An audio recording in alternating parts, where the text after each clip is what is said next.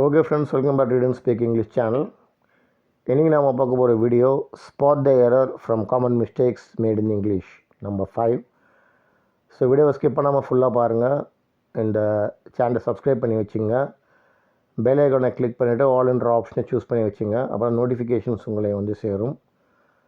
Please use headphones for better audio quality. So இந்த வீடியோக்குள்ளே போகிறதுக்கு முன்னாடி ஒரு small motivational statement. There is nothing more difficult than finding something more easily. உலகிலேயே கடினமானது எளிதானதை தேடுவது தான். ஓகே, ஸோ இந்த சென்டென்ஸில் என்ன எரர் இருக்குது அப்படின்னு கண்டுபிடிக்கணும். I will do your job till you will come back. I will do your job till you will come back. So என்ன எரர் இதில் இருக்குன்னு சொல்லிட்டு யோசித்து பாருங்கள். When you are ready, you can go to the answer. ஆக்சுவலாக பார்த்தீங்கன்னா I will do your job till you come பேக்னு இருக்கணும். அந்த யூ வில்க்கு பதிலாக டில் யூ கம் பேக் இருக்கணும். அதுக்கு என்ன ரீசன் சொன்னால், present simple tense is used in the classes of time, place and condition. So time, place, condition இந்த மாதிரி இருக்கிற கிளாஸஸ் வந்துட்டு ப்ரெசன்ட் சிம்பிள் தான் யூஸ் பண்ணணும். இப்போ இங்கே வந்துட்டு டைம் இல்லை கண்டிஷன் பேஸ் பண்ணி ஒரு கிளாஸ் இருக்குது. அதாவது டில் யூ வில் கம் பேக்னு இருக்குது. I will do your job till you will come back. So நீங்கள் ஒரு முறை நான் உங்களுடைய வேலையை செய்வேன் அப்படின்னு வருது.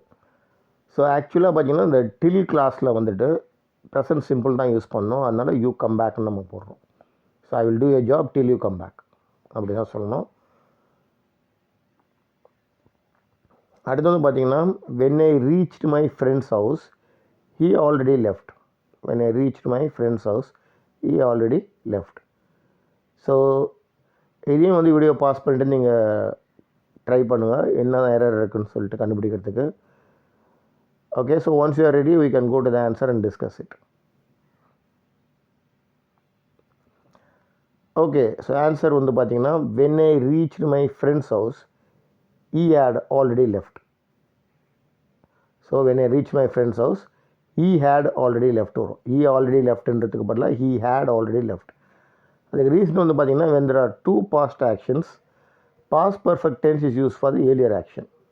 இப்போ ரெண்டு பாஸ்ட் ஆக்ஷன் பற்றி பேசுகிறோன்னு சொன்னால் ஆக்சுவலாக ஏர்லியர் ஆக்ஷனுக்கு பாஸ்ட் பர்ஃபெக்ட் டென்ஸ் யூஸ் பண்ணணும். ஸோ இதில் எது earlier action? when I reached my friend's house அது ஒரு action. he had already left. நான் அவர் வீட்டுக்கு போன போது அவர் ஏற்கனவே சென்று விட்டார்.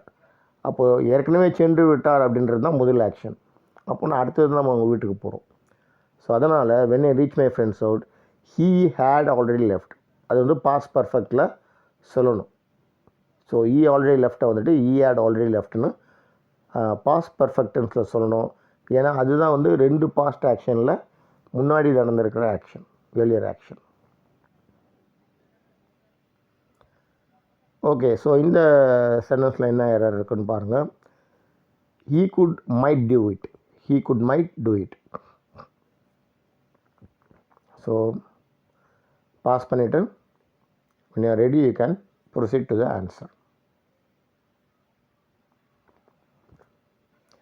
Okay, he could and might do it அப்படின்னு சொல்லணும். அதாவது model verbs cannot be used together, must be separated by a conjunction. So model verbs வந்து could and might ரெண்டையும் பக்கத்தில் நம்ம யூஸ் பண்ண முடியாது. அதுக்கு ஒரு கன்ஜங்ஷன் யூஸ் பண்ணி தான் நம்ம பண்ண முடியும். So model verbs cannot be used together and must be separated by a conjunction. So he could and might do it அப்படின்னு சொல்லலாம். he could might do it பதிலாக he could and might do it அப்படின்னு சொல்ல முடியும். he dares not do it. Spot the error. Pause the video and try to spot the error. Once you are ready you can proceed to the answer. இதில் வந்து பார்த்தீங்கன்னா he dare not do itனு வரணும். he dares not do it கிடையாது, he dare not do it. அதுக்கு என்ன அர்த்தம்னா dare and need followed by a not is a modal auxiliary verb and uses only base verb. எப்போ வந்து உங்களுக்கு dare இல்லை NEET இதெல்லாம் வரும்போது நாட்டுன்ற நம்ம நெகேஷன் யூஸ் பண்ணுறோமோ அப்போது டேர் நீட்லாம் வந்துட்டு உங்களுக்கு மாடல் வர்ப் மாதிரி ஆகிடுது. அது மாடல் வர்ப் தான். Model auxiliary verb. அதனால் பேஸ் ஒர்க் மட்டும்தான் யூஸ் பண்ண முடியும். அதனால் எஸ் ஃபார்ம் யூஸ் பண்ண முடியாது. பேஸ் ஃபார்ம்னா என்னது, ஃபஸ்ட் ஃபார்ம் ஆஃப் verb தான் யூஸ் பண்ண முடியும். So he dares not do itனா he dare not do it அப்படின்னு சொல்லணும். he drank some cup of water. he drank some cup of water அடிக்கடி நம்ம எல்லாருக்கிட்டையும் எல்லா இடத்துலையும் யூஸ் பண்ணுற ஒரு ஸ்டேட்மெண்ட் தான். இதுலேயும் ஒரு தப்பு இருக்குது. அது என்ன தப்புன்னு கண்டுபிடிங்க. வீடியோ பாஸ் பண்ணிவிட்டு once you are ready you can proceed to the answer. இங்கே வந்து பார்த்திங்கன்னா இட் drank some water அப்படின்னு இருக்குது. சம் கப் ஆஃப் வாட்டருக்கு பார்த்தா சம் வாட்டர் இருக்குது. அதுக்கு என்ன அர்த்தம், என்ன ரீசன் சொன்னால் adjective of quantity like some, much, little, etc. are used only before uncountable noun. adjective of quantity வந்துட்டு அது சம், மச், லிட்டில் இந்த மாதிரிலாம் வர்றதுலாம் adjective of quantity சொல்லுவாங்க. ஸோ அதுக்கு அது எப்போ யூஸ் பண்ணோன்னா அன்கவுண்டபுள் நவுனுக்கு முன்னாடி தான் யூஸ் பண்ணணும். இப்போ வந்து he drank some கப்புன்னு சொன்னால் கப்புன்றது கவுண்டபுள் நவுன், அதை கவுண்ட் பண்ண முடியும் இல்லைங்களா, ஒன் கப், 2 கப், 3 கப்புன்னு. அப்போ வாட்டர்னு சொல்லும் போது அது அன்கவுண்டபுள் ஆகிடுது. அதனால் கப் யூஸ் பண்ணுறதுக்கு பதிலாக straight away he drank some water அப்படின்னு நம்ம சொல்லலாம். So he drank some cup of வாட்டருக்கு பதிலாக he drank some water, அதுதான் கரெக்ட். அடுத்து வந்து பார்த்திங்கன்னா ஐ பாட் யூ லிட்டில் சாக்லேட்ஸ் அப்படின்னு சொல்கிறாங்க. நான் கொஞ்சம் சாக்லேட் வாங்கி வந்தேன் அப்படின்ற அர்த்தத்தில் ஐ பாட் யூ லிட்டில் சாக்லேட்ஸ்னு சொல்கிறோம். இதில் இருக்கிற என்ன எரர், இதில் என்ன எரர் இருக்குது அப்படின்றத ஸ்பாட் பண்ணுங்கள். வீடியோ பாஸ் பண்ணிவிட்டு once you are ready you can proceed to the answer. இதில் பார்த்தீங்கன்னா ஐ பாட் யூ எ ஃபியூ சாக்லேட்ஸ்னு சொல்லலாம். ஐ bought you a few chocolates சொல்ல முடியும். ஏன்னா only numerical adjectives like few must be use before countable nouns. So countable noun முன்னாடி நீங்கள் வந்து numerical adjectives தான் யூஸ் பண்ணணும். 1, 2, 3 அந்த மாதிரி யூஸ் பண்ணலாம், இல்லைனா ஃபியூ அப்படின்றத யூஸ் பண்ணணும். So I bought you a few chocolates அப்படின்னு சொல்ல முடியும் instead of I bought you little சாக்லேட்ஸ்ன்றதுக்கு பதிலாக. அடுத்து பார்த்தீங்கன்னா I will call you later. Among the 2 options I prefer the latter. 2 sentences இருக்குது. I will call you later, நான் உங்களை அப்புறமா கூப்பிட்றேன். Among the 2 options I prefer the latter, நீங்கள் கொடுத்த 2 ஆப்ஷனாக நான் கடைசி ஆப்ஷனை எடுத்துக்கிறேன் அப்படின்னு சொல்லிட்டு சொல்கிறோம். ஸோ இதில் என்ன எரர் இருக்கும்னு நீங்கள் ட்ரை பண்ணுங்கள். வீடியோ பாஸ் பண்ணிவிட்டு once you are ready you can proceed to the answer.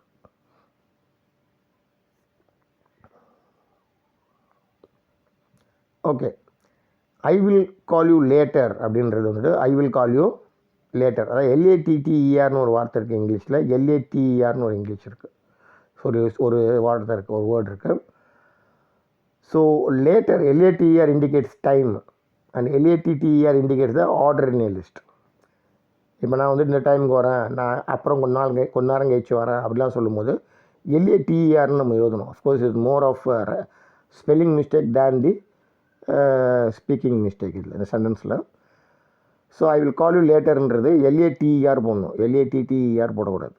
இப்போ LATTER எங்கே வரும்னா ஒரு ஆர்டர் ஆஃப் த லிஸ்ட். இப்போ 2 ஆப்ஷன் இருக்குன்னா நான் கடைசி ஆப்ஷன் எடுத்துக்கிறேன், 3 ஆப்ஷன் இருக்குன்னா நான் நடுவில் இருக்க ஆப்ஷன் எடுத்துக்கிறேன். ஸோ இந்த மாதிரிலாம் சொல்லும்போது அப்போ நீங்கள் LATTER அப்படின்ற வார்த்தையை யூஸ் பண்ணலாம் இல்லைங்களா. ஐ will call you later among the 2 options I will prefer the later option before the last one, இந்த மாதிரிலாம் நீங்கள் சொல்ல முடியும். ஸோ அந்த இடத்துல ஒரு ஆர்டரிங்கை குறிக்கும் போது, ஒரு லிஸ்ட்டில் இருக்க ஆர்டரை குறிக்கும் போது LATTER யூஸ் பண்ணோம்.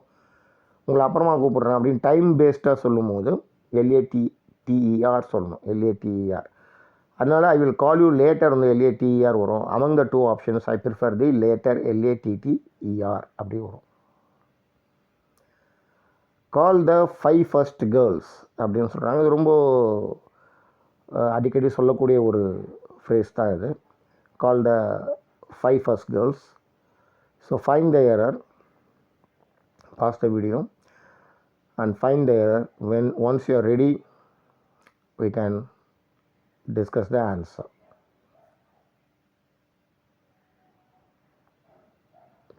சில பார்த்தீங்கன்னா கால் த ஃபஸ்ட் 5 கேர்ள்ஸ் சொல்லணும். கால் த 5 ஃபர்ஸ்ட் கேர்ள்ஸ் கிடையாது, கால் த ஃபஸ்ட் 5 கேர்ள்ஸ். அது என்ன ரீசன்னா ordinal number always precedes the cardinal number. உங்களுக்கு கார்டினல் நம்பர் இருக்குது இங்கிலீஷில். இப்போ கார்டினல் நம்பர்னால் கவுண்டிங், அது சீலாக இருக்குன்னா கவுண்டிங் ஞாபகம் வச்சுங்க. 1 2 3 அந்த மாதிரி. ஆர்டினல் நம்பரும் ஆர்டரிங், இதில் வந்து ஃபஸ்ட்டு செகண்டு தேர்டு அந்த மாதிரி போகும். ஸோ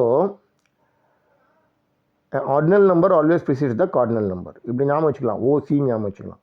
எப்பயுமே அந்த ஆர்டர் வந்து ஓசி இருக்கும், ordinal then followed by cardinal. So அதனால் இங்கே ஃபஸ்ட்டுன்ற ஆர்டினல் நம்பர் முதல்ல யூஸ் பண்ணிவிட்டு 5ன்ற கார்டினல் நம்பர் நம்ம யூஸ் பண்ணுறோம். அதனால் கால் த ஃபஸ்ட் 5 கேர்ள்ஸ்ன்றது கரெக்ட். ஓகே, ஸோ இந்த மாதிரியான மிஸ்டேக்ஸ், சிம்பிள் மிஸ்டேக்ஸ் நீங்கள் தெரிஞ்சு வச்சுக்கணும். ஸ்மால் கிராமர் நியூயன்சஸ், இலக்கண நுணுக்கங்களை நீங்கள் அறிஞ்சு வச்சிங்கன்னா உங்கள் சென்டென்ஸ் ஃபார்மேஷன் மிஸ்டேக்ஸ் இல்லாமல் இருக்கும். அது மட்டும் இல்லாமல் இந்த மாதிரி கொஷின்ஸ் உங்களுக்கு காம்படிட்டிவ் எக்ஸாம்ஸ்லையும் கேட்குறாங்க. ஸோ அதுக்கும் உங்களுக்கு யூஸ்ஃபுல்லாக இருக்கும்.